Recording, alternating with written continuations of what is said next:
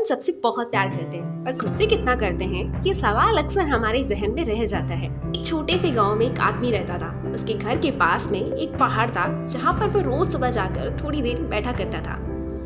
तो रोज की तरह वह सुबह सुबह जा रहा था। पीछे से उसका छोटा सा बेटा आया। उसने जा करके उसका हाथ पकड़ लिया और कहा, आज मैं भी आपके साथ चलूंगा। उसने पहले तो उसे समझाया और मना किया कि जो रास्ता है वो बहुत ही छोटा है और चढ़ाई बहुत ज़्यादा है, तो तुम मेरे साथ नहीं चल पाओगे।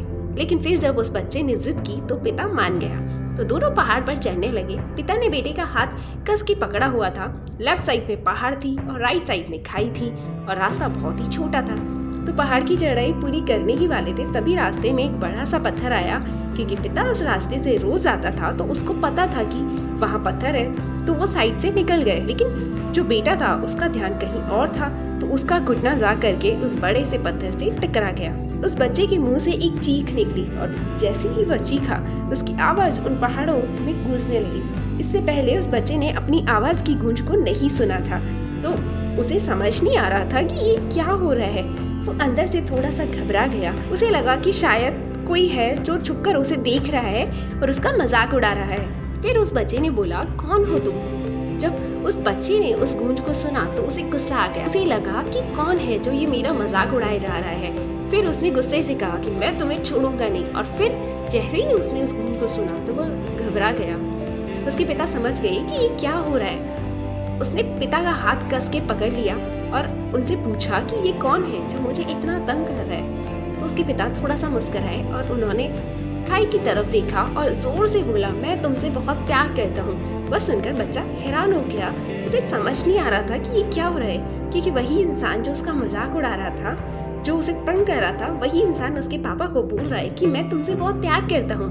पिता ने अपने बेटे को देखा और समझ गए कि उसके मन में क्या चल रहा है। और फिर दोबारा उन्होंने कहा, तुम बहुत अच्छे हो।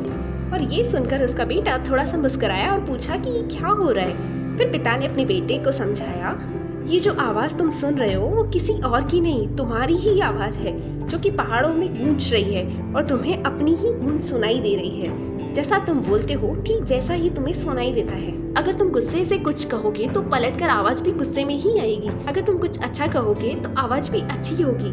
मोरल ऑफ स्टोरी, हम जैसा अपनी ज़िंदगी को देखते हैं, ज़िंदगी हमारे लिए बिल्कुल वैसी ही है। अगर आप सोचते हो और मानते हो कि मेरी ज़िंदगी कितनी खूबसूरत है तो वैसी ही हो जाएगी। अगर नहीं भी होगी तो हो जाएगी। सिर्फ मानने का खेल है दोस्त, जैसा मानते हो वैसा ही है। चाहे लाइफ का कोई भी पार्ट हो, तो अपने बारे में और अपनी ज़िंदगी के बारे में अच्छा सोचो और अच्छे विचार रखो। फिर आपकी लाइफ का पैटर्न, जो आपके विचारों का पैटर्न है, बिल्कुल वैसा ही हो जाएगा जैसा आप सोचते हो। क्योंकि लाइफ हमारी वैसी ही होती है जैसा हम सोचते हैं अपने बारे में।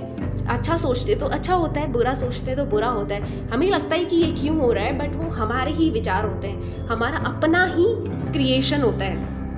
तो आज से ही शुरू कीजिए। और आज के लिए बस इतना ही। हम मिलते हैं आगे आने वाली नेक्स्ट वीडियो में। तब तक के लिए keep smiling, keep shining and keep rocking.